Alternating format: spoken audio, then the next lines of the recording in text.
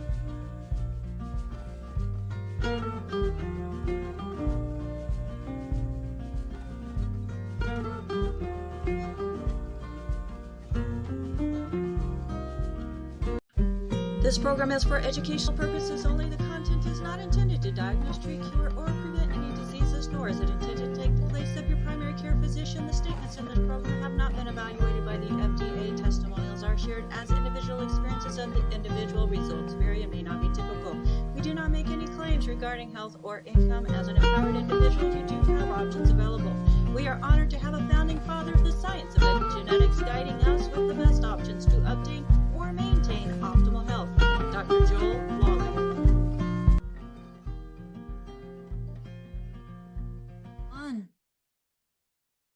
Hello and welcome everyone to another episode of Daily with Doc, Pharmacist Fridays. And you know what Pharmacist Fridays means?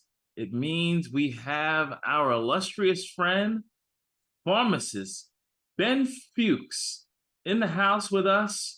And let me just tell you a little bit about Pharmacist Ben Fuchs.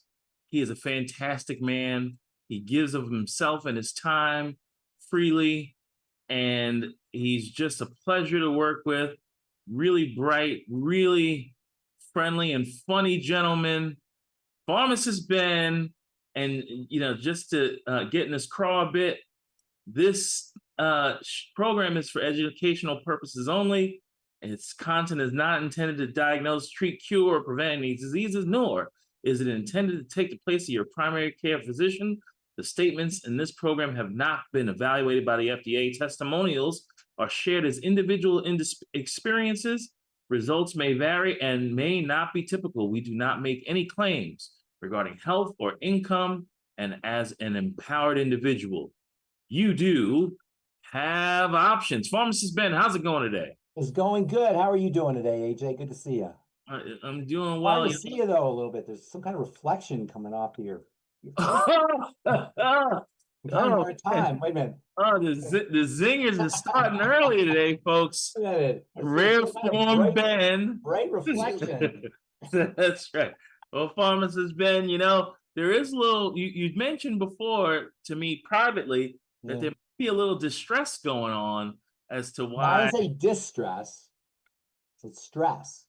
You said stress. Yeah, stress and distress are different. That's an interesting point, though. I'm not just making, it's not just a semantical distinction. Distress is stress that is burdensome. I call it duress. It's burdensome. But stress by itself doesn't have to be burdensome. There's eustress, EU, that's the Greek prefix for good. There's eustress, which is the opposite or the antonym of distress. And they're both a type of stress. So stress can be good or bad. It can be distress or it can be eustress. And eustress is actually beneficial. The body grows and develops and gets stronger in conditions of eustress. And so you got to have a little bit of stress. The reason that's important is because we have this negative connotation every time we hear the word stress. It's important to distinguish whether that stress is eustress or distress, good stress or bad stress. However, you were intimating that the stress related Distress. to my Yeah. my shininess was not Yes, the good and kind. stress is kind of a vague word. The specific term or the specific cause is cortisol. And in other words, cortisol is your stress hormone, I'm sure. And oily skin or skin oiliness is one of the ways the body deals with survival threats. It's part and parcel of an entire spectrum of symptoms. So, for example, oily skin, vasoconstriction in certain parts of the body and vasodilation in other parts of the body, constipation, hyperpigmentation, that's dark spots or melasma, they call it. Those are all manifestations of this generic stress response, which is connected to a whole bunch of stuff. So when our body's under stress, a syndrome ensues that affects a whole bunch of symptoms. And that's why you hear this generic word stress associated with all kinds of symptoms, all kinds of health challenges, because the stress response is keyed into a whole bunch of biochemical processes, some of which are associated with problematic conditions. For example, constipation, hypothyroidism, aforementioned melasma or hyperpigmentation, infertility, anxiety, insomnia, weight gain, and oily skin. These are all signs that the body is trying to deal with some kind of what it perceives as a survival threat. And that survival threat may actually not even be a survival threat, but to the body it is. So, for example, mental or psychological issues that we perceive can be perceived as survival threats when clearly they're not. So you get a credit card bill or IRS audit, or something happens to your kids, or you get fired from your job or whatever, to the body, which is always responsive to our mental nature, that's a survival threat, even though obviously it's not a survival threat, but to the body, based on how the brain perceives it, it can initiate survival chemistry, or survival threat chemistry. Well, thank you very much for that. So now the whole world knows that I'm full of stress. Yes. So now, and by the way, one of the stressors that leads to oily skin is hypoglycemia. So for sugar eaters, people, now I'm not saying this is you, AJ, but people eat a lot of sugar. What will happen is they'll get this high blood sugar, low blood sugar roller coaster. You eat a lot of sugar, your sugar goes up, blood sugar goes up. Insulin comes to the rescue, pulls the sugar down, and for a short period of time, you're hypoglycemic, you're low blood sugar. This is particularly a problem when your insulin is real jumpy. You've been eating a lot of fast-burning carbohydrates. Under those conditions, that drop in blood sugar can initiate a stress response. So high blood sugar from eating donuts and Snickers bars, not you, AJ, I'm not talking about you, but high blood sugar from eating a lot of high glycemic index foods like sweets, for example, will ultimately cause low blood sugar via the insulin response, and that can lead to stress response, which can show up as oily skin. And I bring that up because I see that in kids a lot. And if I see kids who have not necessarily acne, but if have oily skin and perhaps even acne, usually that's indicative of the beginnings of insulin resistance and chronic low glycemia, low blood sugar. You can't get away with eating a candy bar around Pharmacist Ben. I didn't say that. Don't not say that. That's not true. No, because it shows. Like, you can look at me. Yeah, you can look. I can see that. AJ, you've been eating cake. No, it's not one eating candy cake bar. again. No, it's not one candy bar. It's chronic candy. Yeah. Okay. So speaking of sweetness, yes, I'm going to start on our question, because I'm looking for one of our coaches who's supposed to be there. She is. Natalie is here, who's got a question. So Natalie, you can get ready. But we're going to start with from a question from a viewer named Nancy. She says, please address the use of maltodextrin in 2.0. That spikes your insulin worse than sugar. Well, that goes under the category of a little knowledge is a dangerous thing. So yes, it is true that maltodextrin will cause an insulin spike. Maltodextrin has a high glycemic index. The glycemic index is a measurement of how fast something will break down the sugar, how fast it's absorbed in the body, how much of an impact it's going to have on your blood sugar. And it's true that maltodextrin is rapidly broken down and it does cause a quicker and more dramatic insulin spike than glucose will, than sugar will, I should say. But the maltodextrin concentration is so tiny that really it's not even going to be noticed. It's just a little touch, and it's basically in there. Maltodextrin doesn't taste sweet, so it's in there as a flow agent. It helps improve the dispersion of all the various nutrients in the Beyond Tangy Tangerine, and it's a trace of it. It's hardly anything. So yeah, it's true. And our viewer or our listener, however she's listening to, getting a hold of our podcast or our video, she's right. It is going to spike glucose. That is true. But there's such a tiny little amount in there that it's next to insignificant. You got way bigger fish to fry, Nancy, than the tiny bit of maltodextrin that you're going to get from Beyond Tangy Tangerine. Not only that, but you're getting a ton of other nutrients that are going to help stabilize your blood sugar. So a little knowledge is a dangerous thing, because she's right. Yes, maltodextrin does have a higher glycemic index than sugar, but the insignificant amount that's in there, as I say, as a flow agent, it keeps the nutrients from caking together, it's next to nothing. Très interessant as usual. Now, Becca just had a follow-up question. Can stress also contribute to dry skin? Yeah, in the long run, absolutely. Hypothyroidism. There's a relationship, and that's a good question, actually, because this falls into the category of everything is connected to everything else, and it really highlights the flaws in our reductionistic medical model that focuses on the skin, or focuses on the adrenals, or focuses on the thyroid, or focuses on the digestive system, as if they were separate components of the body. They're not. They're all integrated to each other. So can stress cause dry skin ultimately? Yeah, because stress, adrenal stress, will lead to cortisol secretion, and chronic secretion of cortisol over the long run will suppress the thyroid. And that's the famous adrenal thyroid complex that we talk about as the third point of the triangle of disease. And dry skin is a classic sign of hypothyroidism. So in the long run, yes, via the relationship between cortisol, the stress, cortisol, and the thyroid.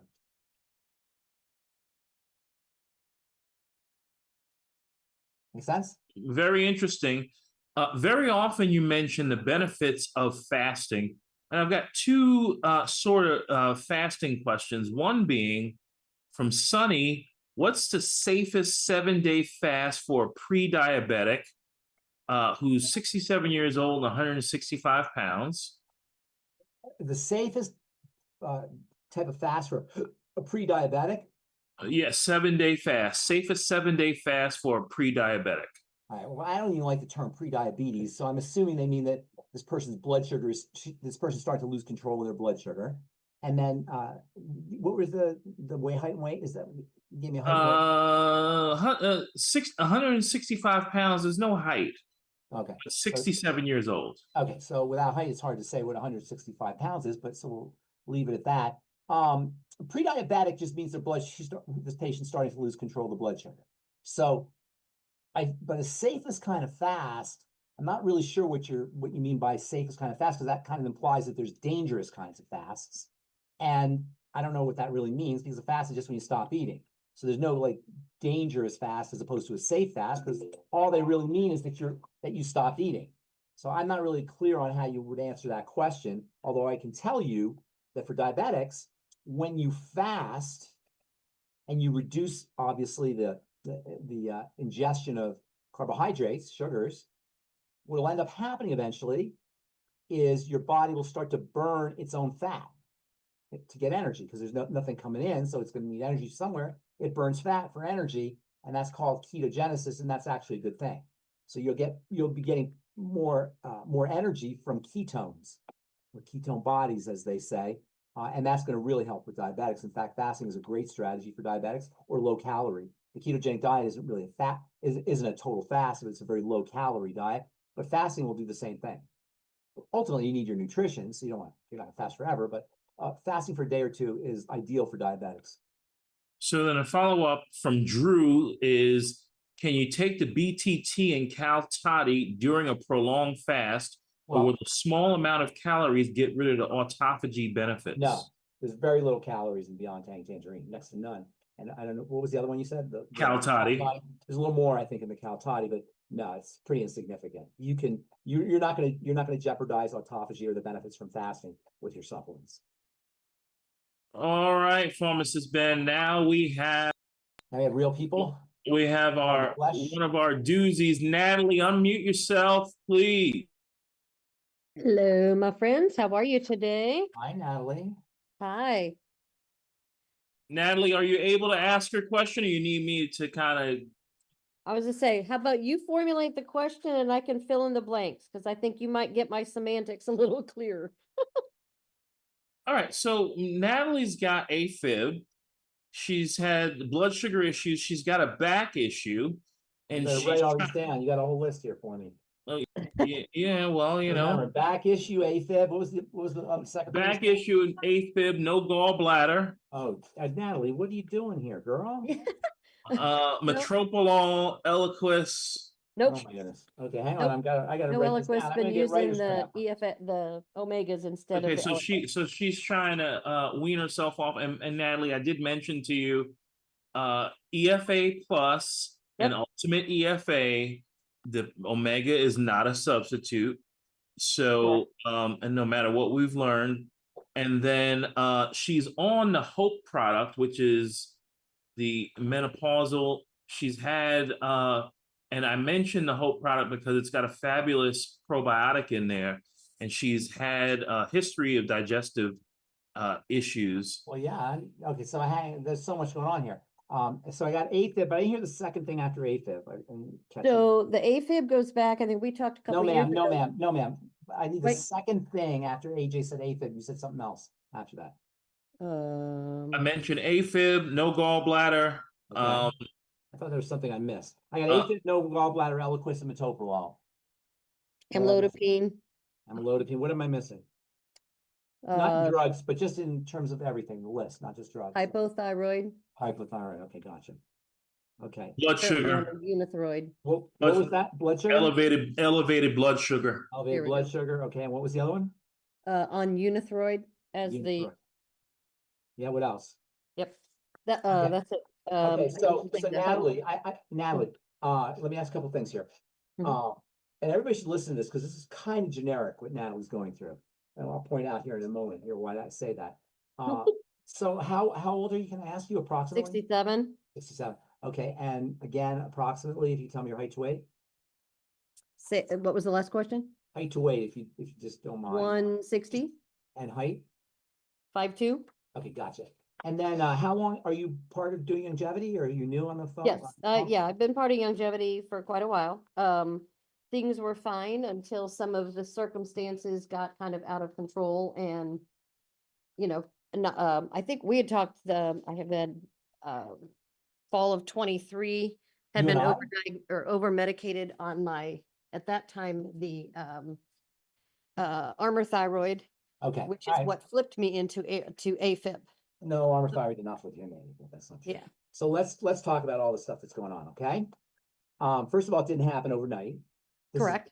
This is degenerative. Not discussing your drugs. We got AFib, we got gallbladder removal, which to me is a digestive issue, and then we got hypothyroidism and elevated blood sugar.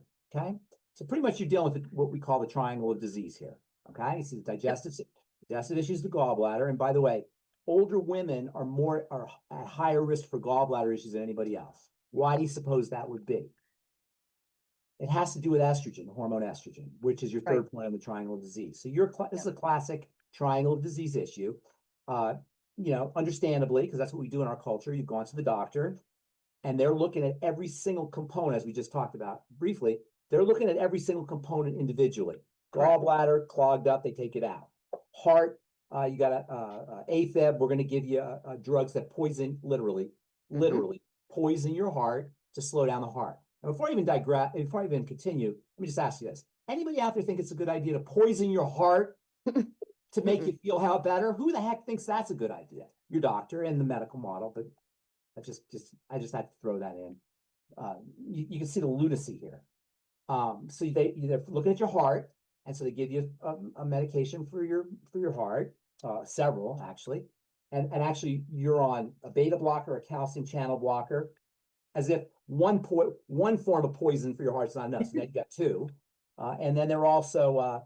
I hate having to not talk to your doctor. I wish I could talk to your doctor right now, but I can't. So you're on two heart poisons, if you will, a calcium channel blocker and a beta blocker, and then you're on a blood thinner. Okay, so your cardiovascular system is really being hit hard with major weaponry because they're trying to calm your heart down. And when you go into AFib, because the blood doesn't, you know what AFib is, your heart kind of jiggles, right? So instead of beating like this, it jiggles. And because it jiggles, the circulation, the blood doesn't circulate as effectively, so it has a higher tendency to clot. So in order to protect against the clots, they give you a blood thinner. Okay, you know, I don't even want to think of that. Get started on that. So, and then you're hypothyroid, which is the jumping off point to everything else. Suppose it all begins. Digestion. So again, I don't want to beat a dead horse here, belabor the point. How long do you think you've had digestive health issues for? So that started in 92 when they took it out. 92 is when they took out the No, gallbladder. come on. Why would they take out the gallbladder if you didn't have a digestive problem? They Obviously, took it, they yeah, took they took it out. because Because it was what? blocked, like pea gravel blocking up. What is that? What is gravel? What does that mean? You had a digestive problem. They took out the gallbladder as a digestive structure. You understand that, right? The gallbladder is part of your digestive system, right? Yep. So they took it out because it wasn't working properly. So you had a digestive problem by definition. Right. Part of the digestive system wasn't working. Right. So what I'm saying is you had a digestive issue for a long time. And it showed up as a gallbladder issue, as stones. So instead of backtracking, and everybody out there, when you have stones, you got a digestive issue. Stones are the end result of an intestinal problem. So the answer is not to take out the darn organ. The answer is to work on the intestinal health and digestive health. On top of all that, the intestine and there's a major relationship between the gallbladder and blood sugar. Gallbladder and bile are one of the control points for blood sugar. So chances are you had a blood sugar problem percolating along, but once they took the gallbladder out, then you have more blood sugar issues. Okay. And once all that happens, once you get the blood sugar issues and the gallbladder issues, you're going to end up with adrenal stress issues. You're probably dealing with adrenal issues, things like anxiety, insomnia. It could have even involved, it can even be the cause of the AFib. And then that affects the thyroid.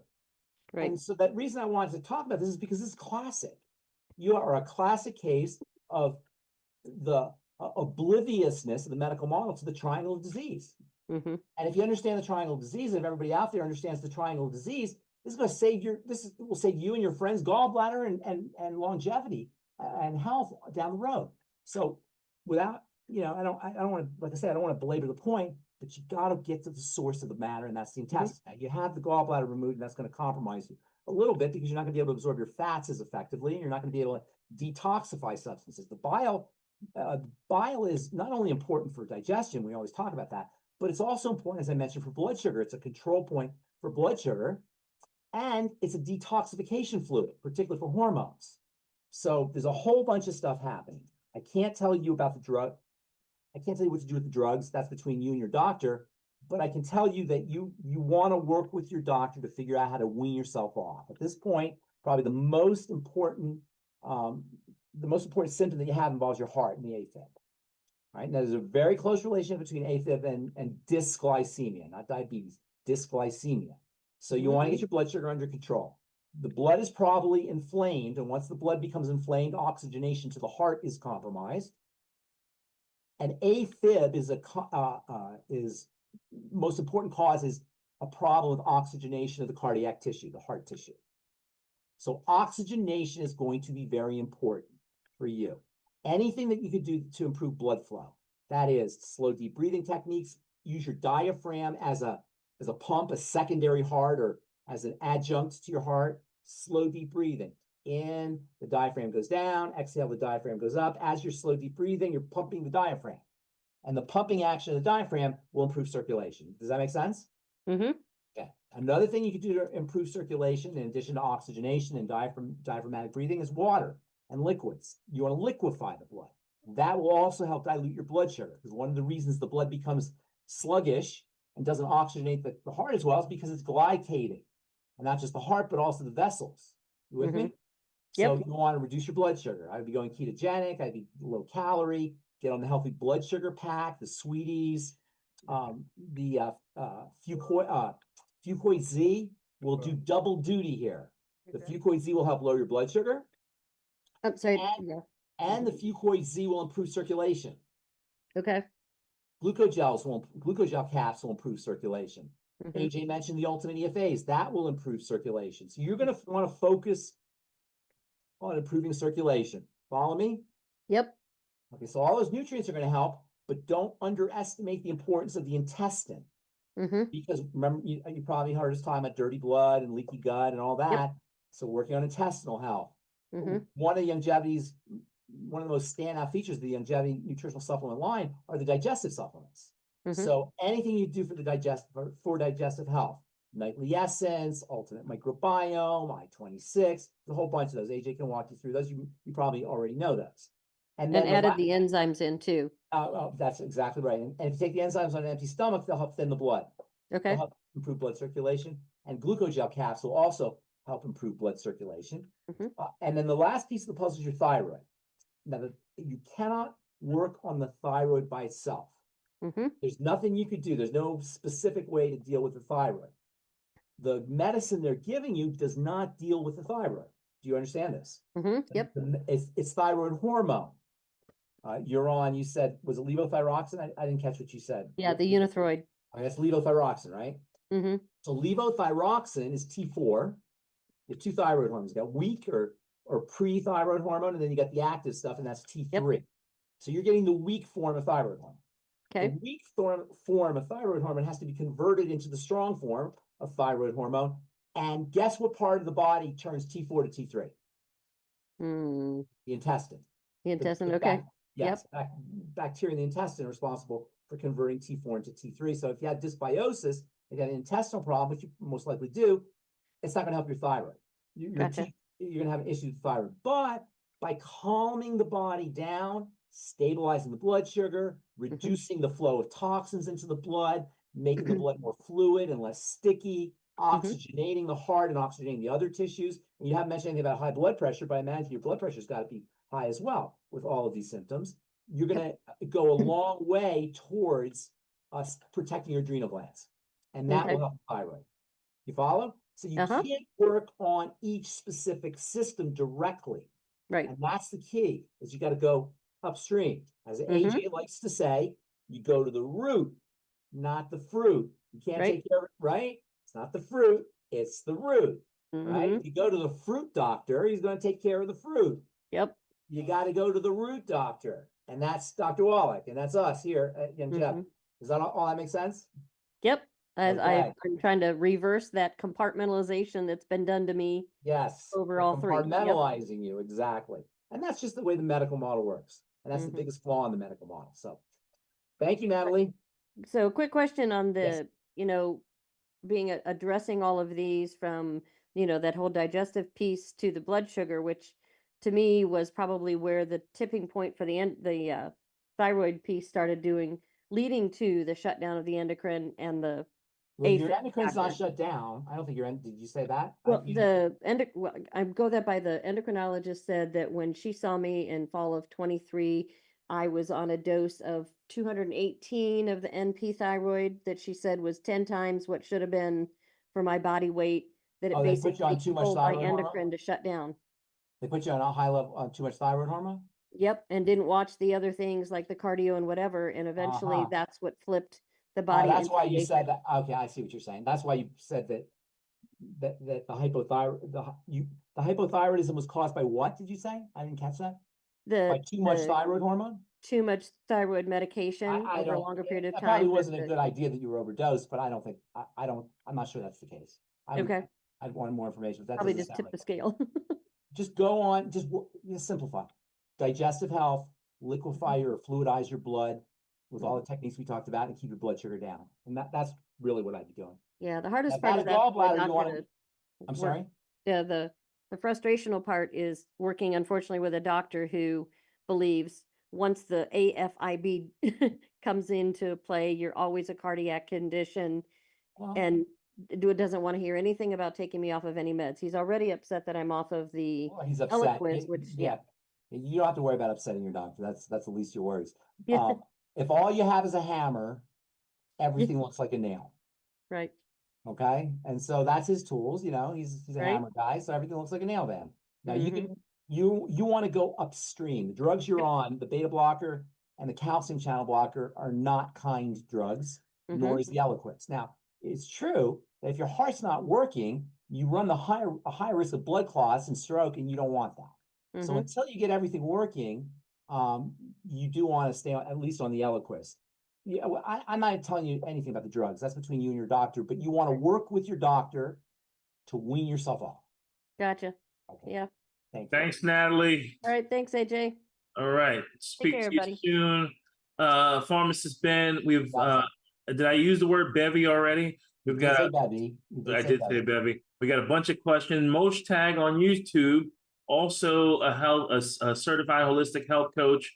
And if you want to become a certified holistic health coach, like Natalie and me and everyone else that you will see on the screen later, you can go to, Becca will tell us where to go to, and I will forward that. Mosh Tag says he is a client in their late 50s diagnosed with multiple myeloma a few years ago, did a bone marrow transplant, currently taking SSRI, Eliquis, Aclover, which is an antiviral, Revlimid for immune system. She used the foundational 90 for 1 month, is currently doing a gut protocol, which you know what they are. Recent blood test shows a dramatic increase in antibodies.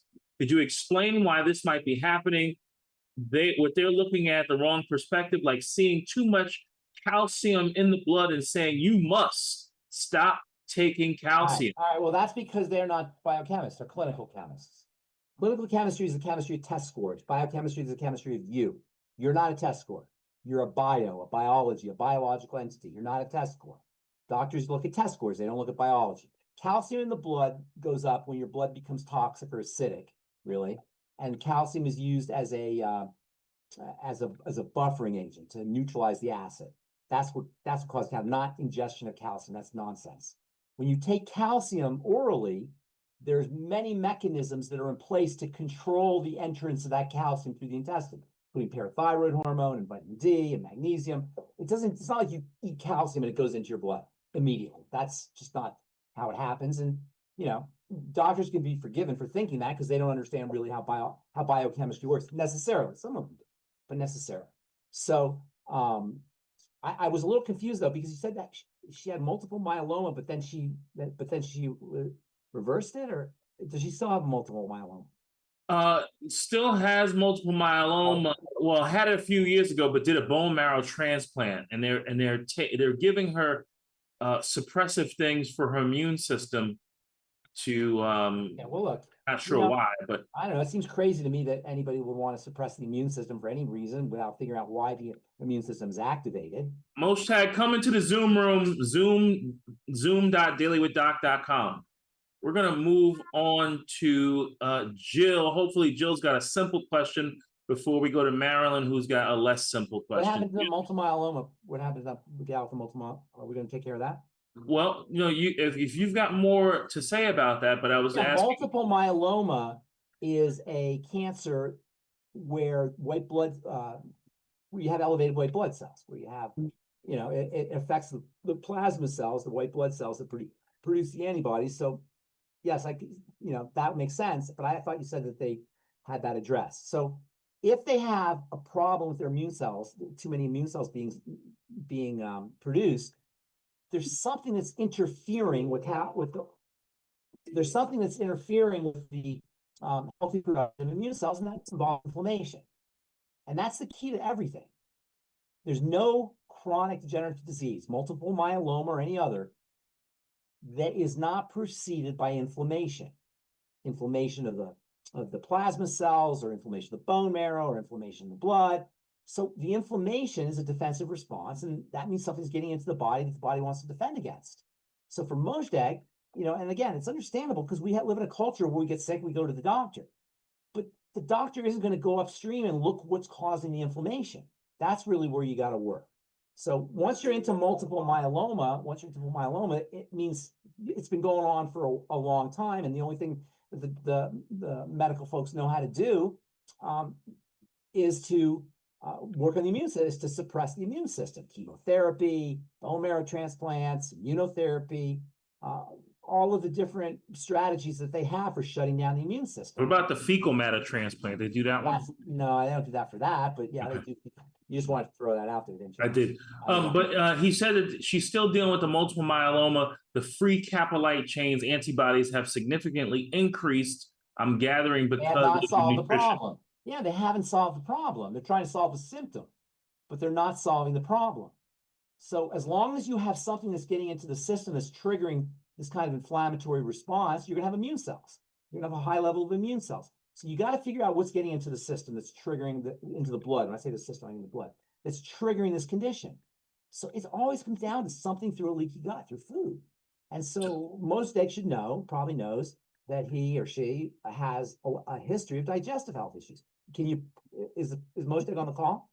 Moshtag is in YouTube, and he's trying to fix her gut with the I-26. I'm not saying, listen, I'm not saying telling you about the gut because I want to scold you. That's not the point.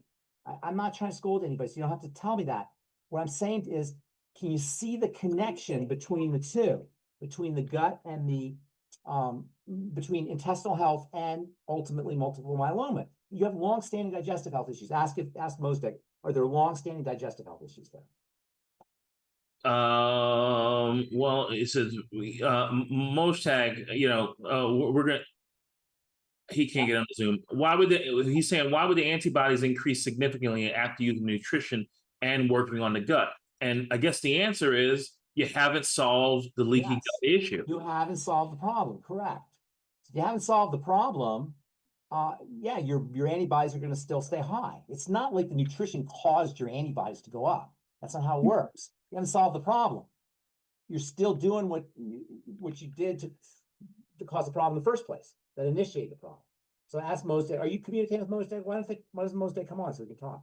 He said he can't come on Zoom. He might be mobile. Have him call me. Just Mostek, you got the number. Give a call. Jill, yeah. What you got? Hi, I know you taught me how to be simple. I do actually have two.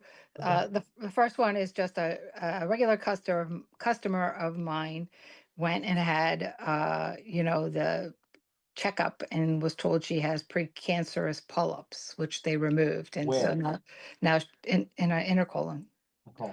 So now she wants to know what she should be doing. Now, I will tell you, she definitely has digestive issues. She's been on our nutrition for 1.5 years. She does take ultimate enzymes. She has no gallbladder, but and she takes. You answered your question. You can see. I'm glad. It's starting to make enough sense that you can sort of do your own troubleshooting here, right, Joe? Yeah, I just wanted to know what you. She also has endometriosis all related. The intestine and estrogen dominance. All related. Okay. The intestine is one of the major clearing points for estrogen. Yeah, that's first of all. So when you have intestinal problems or dysbiosis, it's very likely, or it's very possible to have estrogen issues. That's what endometriosis is. And that's what was the other one you said? Fibromyalgia? What was the other thing you said? Endometriosis and estrogen dominance. Estrogen dominance. For everybody who's listening, that means your estrogen is high, basically. And estrogen dominance is a problem because estrogen is associated with cancer, it's associated with hypothyroidism, reproductive problems, etc. So estrogen dominance is a significant issue because the intestine is one of the major systems for detoxifying estrogen. It makes perfect sense. Where do all roads lead to at this point? Digestive. Yes, she got an intestinal problem. And you said she had a gallbladder removed too. The gallbladder helps clear out estrogen. So you can see when you target, I hope everybody's seeing this. When you try to target specific systems in a vacuum, you can't help but cause a problem. It's all connected. You can't go to work on the gallbladder independently, the intestine independently, the adrenals independently, the thyroid independently. Guaranteed, by the way, she's hypothyroid on top of everything else. And so you got this whole big complex and you got to go back to the root. If you try to deal with it at the fruit level, it's going to be fruitless. She also had 15 polyps in her stomach, but it was quite a long time ago. They removed two Well, of them. she's had for her to take the gallbladder out, for her to have the gallbladder taken out, that means she's had a history of food problems. The major Yeah. reason for gallbladder removal, cholecystectomy, is about 500,000 of them done every year, is stones. And the major reason for stones is food problems, leaky gut. Mm-hmm. Okay. Okay. So with knowing that she has the estrogen dominance and endometriosis, she is 62. I mean, obviously she And has to work I on. hope she's not on hormone replacement therapy. No, I don't think so. I really don't. I will double check, but I do not think so. But I'm just wondering what if it might make some sense to try the New Hope package, which I know has a good It wouldn't hurt. probiotic in it. Wouldn't hurt at all. It wouldn't hurt at yeah. all. What about some FucoidZ? FucoidZ would help, absolutely. Well, yeah, of Absolutely. course. Okay, and then the second one, thank you, Ben. And the second one is mast cell activation. What can you tell me about that? Is it And the same person? no, different person. So that's one of the kind of latest diagnoses that you're going to hear a lot about. Yeah, that's what I figured. Yeah, and it's it can be pretty significant. Do you ever hear people who get rashes when they go out in the sun poisoning? Yes. Okay. You ever hear of people, sometimes they go in the shower under hot water and they'll get rashes from the hot water? Mm-hmm. Okay. And it's kind of bizarre, right? Rashes from hot water, rashes from the sun. Those are classic signs of a hyperactive immune system. Yep. Which I used to have. I used to have a hyperimmune system myself. Okay. Did you have this kind of condition where you get sun rashes? No. No. Some people can actually, like, they'll take their fingernail and they can write their name in their skin, and it'll where they write their name, it'll kind of raise up because of inflammation. That's a very, very sensitized system. For women, sometimes their waistband, their underwear waistband, their bra strap will cause a rash. Any kind of pressure, that's a super sensitized system. Okay. Mast cells live throughout the body, the blood, etc., but mostly in the intestine. When your body the intestine is chronically attacked, eventually the mast cells will become chronically activated. Mast cells make chemicals that, like histamine, that cause blood vessels to open, that activate the immune response. So mast cell activation syndrome means a bunch of things happening from one cause, right? So mast cell activation syndrome is a bunch of things that happen from one cause, which is mast cell activation, which is a hyperactive immune system, which is an intestinal problem. Okay. So that's what mast cell activation syndrome is. Do the whole food diary, food elimination, digestive health strategies, I-26, nightly essence, daily digest, FucoidZ, everything for the digestive system. Mast cell activation syndrome should be backtracked to the intestine. Okay. And you mentioned histamine? Histamine is released by the mast cells, and it's made by bacteria, and it's also made by, it's also triggered by certain foods. They're histamine-releasing foods. Leftovers, fermented foods are especially problematic histamine inducers. Interesting. And they're not on the good food, bad food list. So whenever somebody says, "Oh, but I'm only eating the good food," I'm gluten-free. That's just, you can see how silly that is. Yes, I'm sorry. Go ahead. That's interesting that you just said that, because, like I said, I used to have autoimmune disease for 20 years. Yeah, no more? No, no That's more. awesome. Not for 11. That's awesome. That's awesome. What flavor autoimmune disease? Lupus. I had rheumatoid arthritis and joint pain. Wow. And you don't have it anymore. I had 5 factors of lupus. Yes. Is this Jill I'm talking to? Yep. Jill, that's awesome. Yeah. You realize that should not happen according to your doctor. Yeah, of course. Right? Right. Right? Yeah. But the first great. foods that bothered me were fermented. You're the first person that's ever pointed that out, was cucumbers and fermented food. Like if I had marinated mushrooms or something, oh my God, I would be out of my brain. And they're not on the list. Yeah, so exactly. People say, but I'm just eating the good foods and I'm off all gluten. What's going on? And onion soup, like, could have hospitalized me, so, but that's interesting, because nobody else has ever said that before. Not that we're talking about me, we're not, but I heard that. But there's others too. Bananas and cheeses and dried fruit, citrus fruit, spinach. These are all high histamine foods. And you say, oh, but I'm only a vegetarian, I just eat spinach. Well, you could be having a problem with histamine. strawberries, even fish. These are good foods that can have that can be associated either with they have high histamine in them, or they can trigger histamine. Leftovers, by the way, are a classic example of a food that could be a good food, but because it's leftover, there's bacteria that are acting on that food, it could be a high histamine food.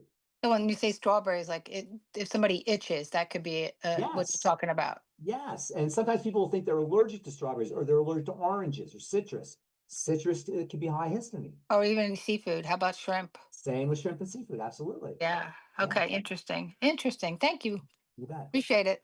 Thanks for the insightful question, Jill. And if you would like to get a copy of the food diary that Ben just mentioned, go to criticalhealthnews.com, join the mailing list, and you will automatically be sent a copy of the food diary. Marilyn, let's talk about your painful question. Well, I have two, so that's fun.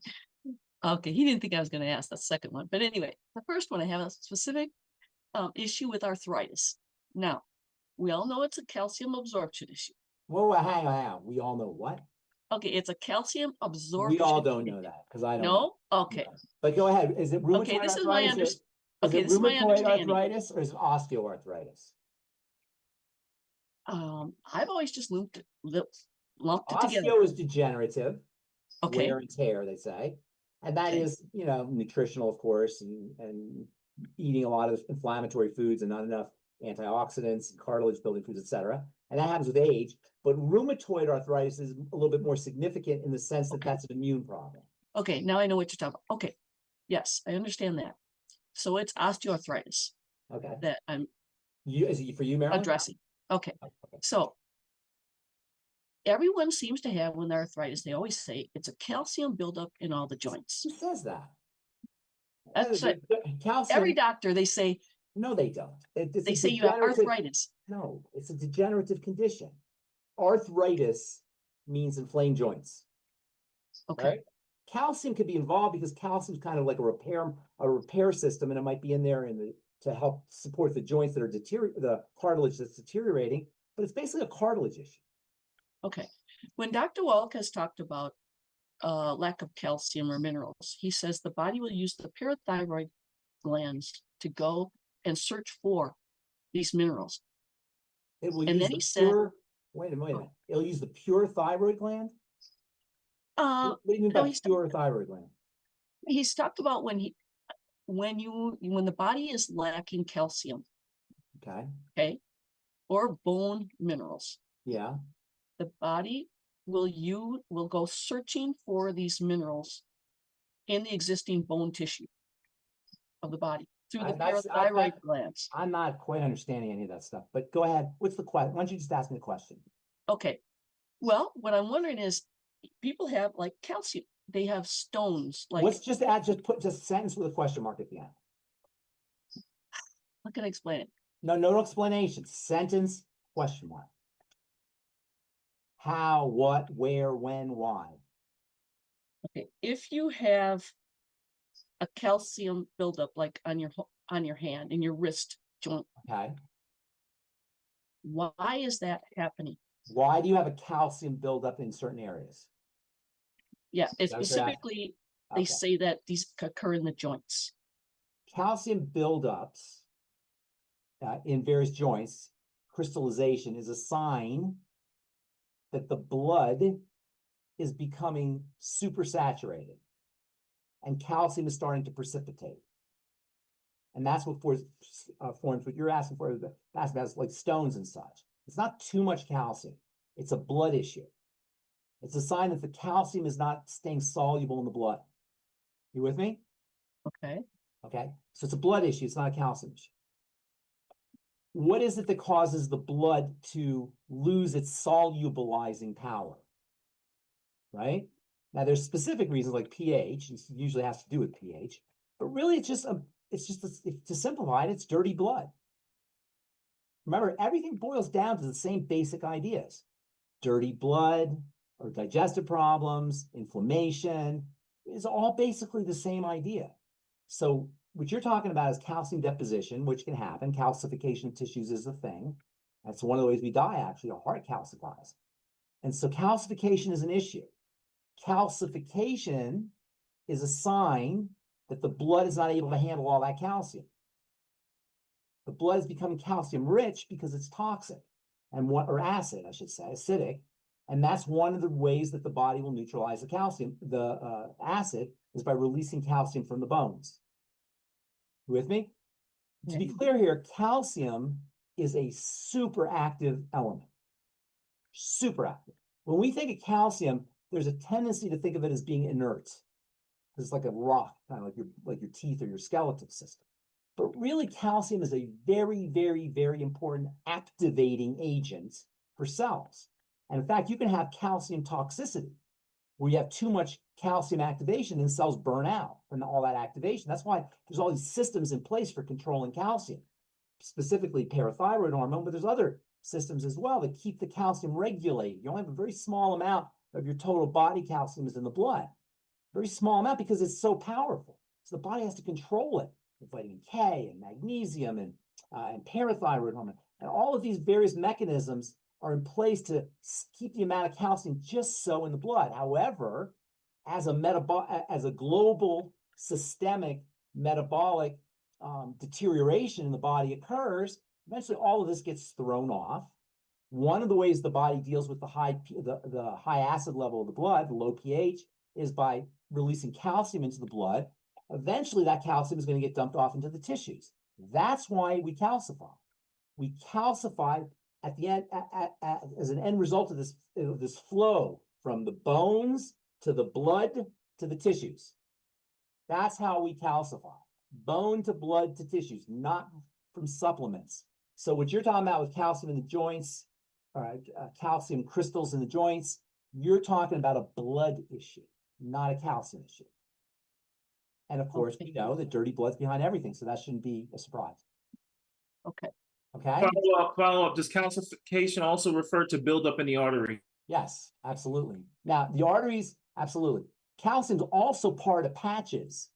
It's used by the body to patch things up as part of cholesterol, as part of plaque formation, like cholesterol plaques. But it's basically a blood issue, yes, including calcium in the arteries.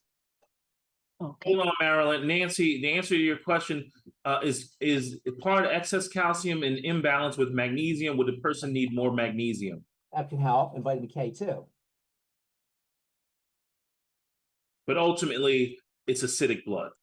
Yes, exactly. It's not too much calcium. So, sometimes doctors will say, stop taking your calcium. It's not too much calcium. It's a blood issue. So stop eating sugar. Marilyn, go. So stop eating sugar, taking the nutrients, and taking probably in more fat-soluble vitamins. What's that? And taking in more fat-soluble vitamins. Absolutely, and improving digestive health. Okay. My second question, I have a client with a hemorrhoid. Now, it's not visible. It's not external. It's an internal. It's internal. Yeah. Extremely painful. It's terrible. She doesn't think it's serious because her doctor didn't recommend surgery. She wants to hear the protocol for you and how to reduce that. Is this patient chronically constipated? That's what I'd want to know. And that's how you do it. Fiber, more water, nightly essence. If there's any food issues, what did somebody say? I heard somebody say something. Did somebody just contribute some information there? No worries. I didn't hear that. Yeah, it could be a constipation issue because when we push, that can cause an inflamed hemorrhoid. By the way, when you say you have hemorrhoids, that's kind of a colloquial way of saying an inflamed hemorrhoidal vein. The hemorrhoid is a vein, the hemorrhoidal vein. So we call it hemorrhoids colloquially, but it really means that the hemorrhoidal vein is inflamed. And yes, pushing is one of the most important causes. Venous insufficiency can be another cause. And They're usually related. What's that? So now would you suggest specific nutrients like copper because of the elasticity? No, I of would the vessel? I would recommend she works on her digestive health. Copper's not a bad idea. Copper and zinc go together, by the way. A lot of people who live in big cities, municipals, who are drinking out of old municipal water supply, like New York City and older cities, they'll get a lot of copper through the pipes, and that can lead to a zinc deficiency. because copper and zinc high levels of copper will cause excretion of zinc and vice versa. If you're taking zinc, that can lead to a copper deficiency if you're not all taking copper.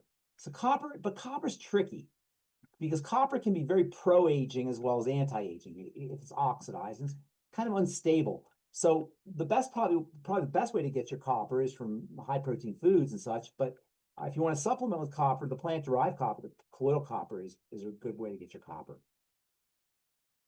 Okay, thank you. Appreciate both Thank those. you, Marilyn. Thank you for everything you do for the team. Michelle's up next, but we have a quick, Michelle, unmute yourself. The next Hello. question is from GNU Tech, and I'm going to ask GNU Tech to email us at questions@dailywithdoc.com. What can I take to reduce acne on my face after shaving? Okay, so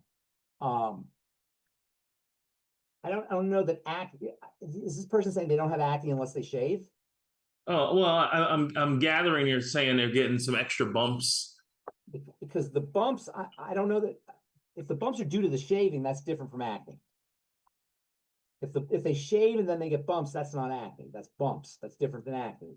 Acne is there are 3 factors that have to be put in place for an acne lesion to appear, and unfortunately, the term acne, ACNE, is applied to a lot of different lesions on the skin. And so when you say acne, there's real acne, but then there's just lesions on the face that appear on the skin that get called acne. So I'm not sure what this person's talking about. But real acne to occur, number 1, skin cells, keratinocytes, have to be dividing very rapidly inside the follicle. When skin cells divide very rapidly inside the follicle, they'll release the protein keratin. That's what they make. Keratinocytes make keratin, and you get these hard protein keratin plugs in the follicle. That's not acne yet, though. That's a hard plug.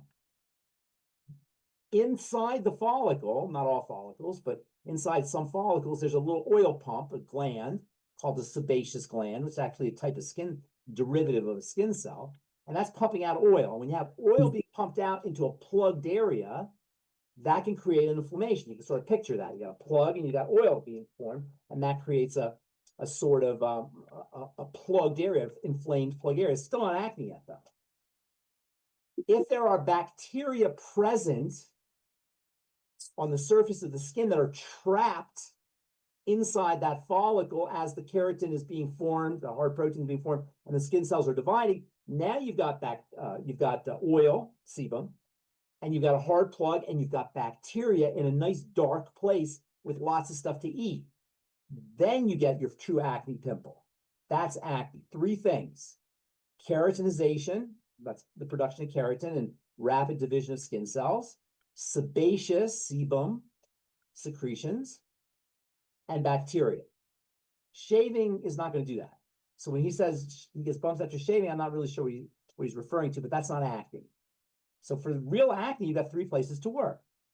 Number 1, you stabilize the growth of the keratinocytes so you don't have the plug in the first place, and that's vitamin A or retinoids. That's why retin A is used.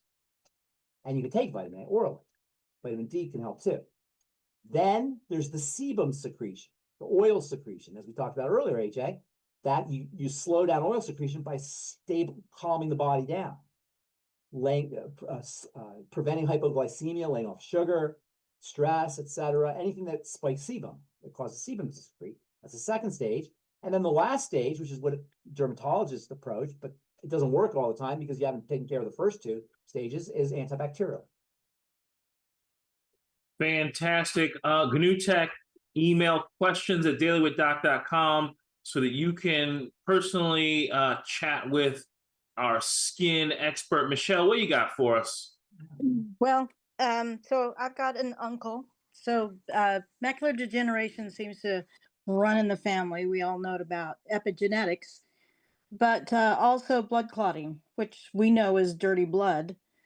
But 83 years old and doesn't want to listen to what I've learned, that EFAs are essential to getting rid of the sticky blood. And so can you address why ZRadical isn't the best choice and why taking more EFAs is more Who am I healthy? addressing? Well, ZRadical is a prescription drug. Mm-hmm. prescription drugs are poisons. I'm not saying that, metaphorically, they're literally poisons. They got to be detoxified. Your body's going to use nutrients to detoxify the ZRadical. Essential fatty acids are nutrients. They're not just important for the blood, they're important for the hormone system, for the skin, for the brain, for the nervous system. They're important for a lot of things. All cells need essential fatty acids for cell membranes. So do you really need me? Does that person need me really to tell you the difference? Well, you are the pharmacist, and now there are they listen to the pharmacist. Well, listen though. There's times when you need prescription drugs, and if you're 83 years old and you don't want to change your entire life, yeah, you might need the ZRadical. But if you want to do it the nutritional way, yeah, essential fatty acids, in addition to all the other things we talked about. FucoidZ will help thin the blood, oxygen, water, bromelain, nattokinase, glucosamine. There's lots of ways to thin the blood. Vitamin E. There's lots of ways to thin the blood. Doctors like drugs because they can kind of control them. They're not worried about the toxicity as much as the way that they're standardized and controlled. With nutrition is kind and gentle. You don't have as much control as you do with a prescription drug, which is just cut and dry, relative to nutrition. Nutrition is a little vague and fuzzy. So doctors don't really like to work with nutrition. Personally, as a pharmacist, I don't see why anybody would use prescription drugs when most health challenges have some kind of nutritional deficiency at their port. So this person, like you said, has dirty blood, right? So what causes the blood to become dirty? Sugar. Well, sugar is one thing, but generally toxicity is getting into the blood. What about this wet macular degeneration? So wet macular degeneration and dry macular degeneration are just two silly distinctions. It's just macular degeneration. Doesn't matter whether it's wet or it's dry. Wet just has more wet material, pus and such, or infectious material, probably degenerative material. It doesn't really matter. It's the degeneration that counts. The macula is degenerating. The macula degenerates the same reason the joints degenerate, the same reason the bones degenerate, the same reason anything degenerates. Wear and tear, lack of nutrition, accumulation of toxicity, and oxygen and hypoxia, or low oxygen. It's the same thing. So the macula is a little bit different in the sense that it's being affected by light. So you want to start using some specific nutrients that help the eyes deal with light, work with light. And there's a bunch: vitamin E, taurine, NAC, vitamin C, sulfur, selenium. These are all pigments, colors, reds, yellows, oranges, Vision FX, Occutive. There's a little bit more specific for the eyes, because the eyes are somewhat unusual tissue because they're on the outside of the body and they're subject to light the way the spleen or the liver isn't. So you can do some additional things for the eye, but it's basically a degenerative condition. And wet or dry is a medical distinction. It's not a functional distinction. It doesn't really matter from a healing perspective. Okay, so we just get back to what you've all said all along is toxification, suffocation, and starvation. So what's that? So what I'm just repeating what you say. Yes. Toxification, suffocation, starvation. Absolutely. Leads to inflammation. It's all the same thing. Macular degeneration is arthritis of the macula. Arthritis is macular degeneration of the joints. Same idea. Great. Thank you. Thank you. And the whole calcification issue involves a low pH acidosis, as we were talking about earlier. That whole calcification thing, that's really important to understand. And that's the most important thing we just talked about here, because this whole idea of calcium, elevated blood calcium, being associated with calcium supplements it's not true. And so he lives in southern Utah. Do you believe that there's a lot of people down there get the skin cancer? Do you believe there's anything to what they say about southern Utah with that? What do they say? Oh, well, they say it's because of the testing underground of the nuclear bombs. It probably doesn't help. I don't know. I would think there's more important causes, but I'm sure it doesn't help. Okay. All right. Thank you, Ben. Okay. Appreciate you. Thank you. Thank you, Michelle, for all you here. Thank you, Pharmacist Ben, for everything you do for our community. You're an important, clearly an extremely important part of this community. Yes. I will miss you on Monday. I'm going to start crying now because there's no Ben's bites on Monday. And there may not be Pharmacist Ben on Friday, but we will make sure to have some important information for you folks at some point next week, Wednesday, Thursday, and Friday. Pharmacist Ben, thank you very much. Everybody give Pharmacist Ben Thank you. a well-deserved round of applause. Thank you for the rapid fire and for everything you do, man. All right. Talk to you soon. Bye, everybody. See you soon. And that is Pharmacist Ben's Bites. I just want to thank everyone, especially our illustrious leader, Becca Dukes, who's in the background, you know, making things happen for us. And I want to thank Jill and Albert and Dennis and Ovita and who did I miss? Christy and Brenda Teresa and Kathy and Jill and Ray and Bill and Corey and Elise and Greg and Garland and Joan and Lorna and Rance and Beverly and Joan and our friend iPad Zach, our man, and Carol and Marlene and Linda and Sandra and Nancy and then Nancy and Verna and Barbara. That macular degeneration was one of your questions, Linda and Senator Siplin, and who else we got? Brenda, Bill, Laura, Zoom user, and Phyllis. Who we got on YouTube? All right, Phyllis. We got Olga, Bruce, Dave, Moshta, you said was on there. And everyone else who's joined us today, thank you. We can't do it without you. We need your participation. Please like and share. If this is your first time with us, please make sure you get back with the person that told you about this program. And if there is no one that introduced you to the program and you found it on your own and you've got further questions, reach out to a certified holistic health coach by going to dailywithdoc.com, calling 855-949-3377, or emailing questions@dailywithdoc.com. And I couldn't have done this show without the team.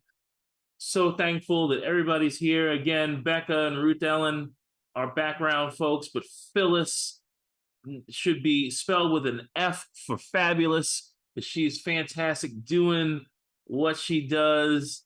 And Marilyn, our friend Fingers, on the scene, doing double duty, bringing in questions, putting things in the chat.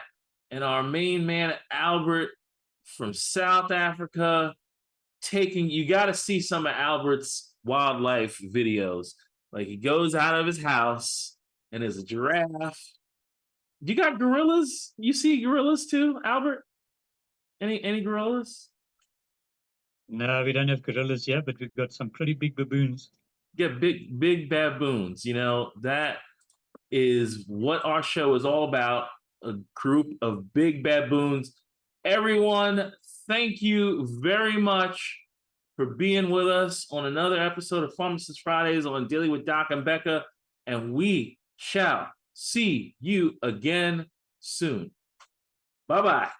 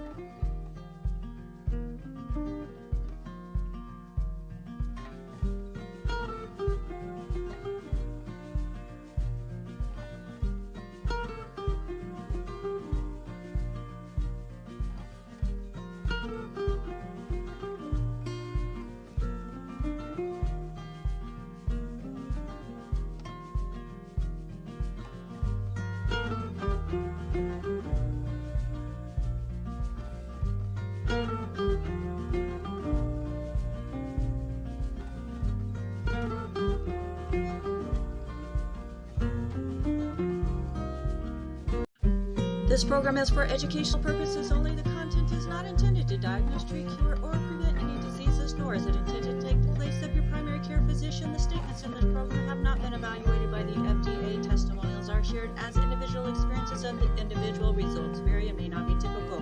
We do not make any claims regarding health or income. As an empowered individual, you do have options available. We are honored to have a founding father of the science of epigenetics guiding us with the best options to obtain or maintain optimal health, Dr. Joel Wallach.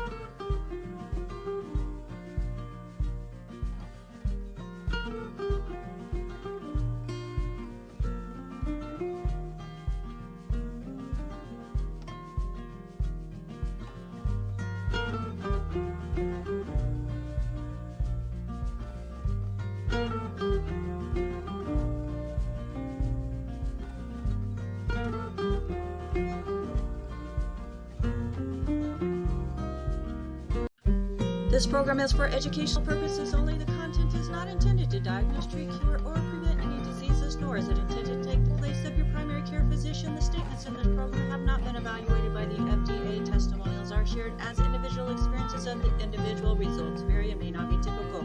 We do not make any claims regarding health or income. As an empowered individual, you do have options available. We are honored to have a founding father of the science of epigenetics guiding us with the best options to obtain or maintain optimal